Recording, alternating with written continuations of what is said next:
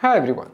So I recently tweeted that if I post my review of iPad Pro 2020 and just replace that center stage part, you won't be able to tell the difference. So in this video, I'm just going to talk about my experience. See, I love my iPad. I really love my iPad. I sold my previous one just before the announcement so that I can get good amount. But I didn't want to sell it just to upgrade to this one. That's one part of it, but I really didn't want to. I just wanted to do the review of this one because I have a YouTube channel. So if I didn't have a YouTube channel or I just didn't get the sponsorship from ESR, I wouldn't have upgraded it. I'm not saying it's not better or not worth it. It's definitely worth it. In fact, I would recommend an iPad for everyone. If you have extra money and a laptop alongside with it, it's a very good tool to help you in so many ways. But I will still not recommend it over a traditional laptop for so many people. That being said, I really missed having an iPad when I sold one. So I write all of my script on it, I surf on it, I do watch a lot of media on it. I actually read my script on it, that's what I'm doing right now. Last month I was doing it on my phone, it was very frustrating. So I was just waiting to get it back, not because of the M1 processor, because I realized I do not use that much power. Even if I'm doing the video editing, I think A12Z is still good enough. But there was one thing that I was really excited about, and that was center stage. So let's start with that. So it is what I expected, but not what I wanted it to be. See, my problem with the iPad camera is its placement. So it's in portrait mode, but I use my Magic Keyboard all the time, so it's in landscape mode. So Apple did not change the camera placement, but they introduced the ultra wide camera. And I thought it's okay because all I want it to make me in the center and just not make me look weird when I'm calling someone. So I thought if it's gonna work with this ultra wide camera or center stage, I'm okay with that. But it didn't. Don't get me wrong, center stage is cool if you want to take family calls, casual calls, if your mom or dad is cooking in the kitchen and the iPad is somewhere around, it's good that's going to follow you. But if you're on a professional call, you're not going to be moving that much, so it did not solve the main issue. Maybe you're giving some presentation in this board behind you, then it might be useful, but I did not try that. So if someone tries it, please let me know. Now let's talk about the display, that 11-inch versus 12.9-inch dilemma.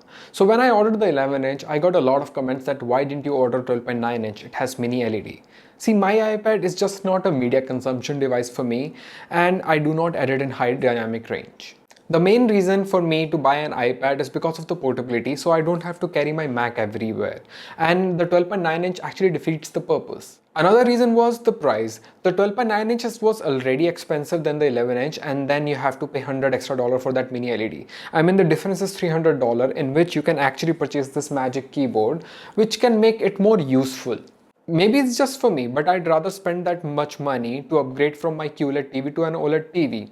It's not same for everyone. If you do a lot of photo editing or video editing on your tablet, or even you do drawing, I think that bigger canvas is much more useful for you, but it's not for me. And if I just talk about that mini LED, it's just not for that high dynamic media consumption. The difference is not going to be that much, but if you're actually creating high dynamic range content as well, then it makes sense to buy that 12.9-inch iPad. The reason I'm saying is because iPad displays are already really good that you do not have to worry about that much dynamic range while watching content. The difference is not going to be that huge, trust me. I actually watched some videos where people are having some blooming issue with that mini LED. So I think you should research before purchasing it. There are a lot of videos online, so I think you should go and watch that first. Now let's talk about the M1. It is the best Apple Silicon chip as of now, and it's just crazy to even imagine that much power in your tablet, and I mean it in a positive way. I'm really glad that Apple put that high-end chip in this iPad Pro. That much power can give developer a lot of resources to play with. Like if you're using LumaFusion, you can work with more layers, and in Procreate you're going to draw 3D now. So these are some examples, but you can do a lot more. So if you're in the market to buy an iPad, I will definitely recommend this iPad Pro. But I think a lot of people are thinking that you're gonna get macOS on iPad, or you're going to have macOS level apps like Final Cut Pro or Logic Pro on iPad. I think a lot of people are just expecting from WWDC that iPad OS 15 will change the world, or at least change the iPad. But I don't think that any of that is going to happen. See, running iPadOS apps or iOS apps on Mac is easier because you already have emulator there. But on iPad, you do not have any of that. So running those applications on iPad is not going to be that easy. Also, those applications have a lot of plugins. iPad do not have that sort of support. You actually cannot install an application officially from outside the App Store. The reason I'm saying it, I just don't want you to get your hopes so high that you're going to be disappointed in WWDC. And there are people who wants to upgrade from their iPad 2020 to iPad 2021. I just have one question. Is there any single app that is not working well for you on that iPad? I mean, if anything comes for this iPad, that's going to work on your iPad Pro as well. I mean, not as fast, but it's going to be good enough. So if you have the A12Z or A12X, they are extremely powerful, so do not feel left out. So after using this, I can say the experience is exactly same. Maybe there will be some millisecond faster in application opening, or you're exporting video in some second faster. That's it. And the people who are planning to purchase this over a laptop, it still does not have that multi-user or multi-desktop support. It still has that 4.3 ratio, and if you connect this to a monitor, you'll see that black bars. I tried Call of Duty and it still does not work on the highest setting, even though it's the most powerful mobile chip.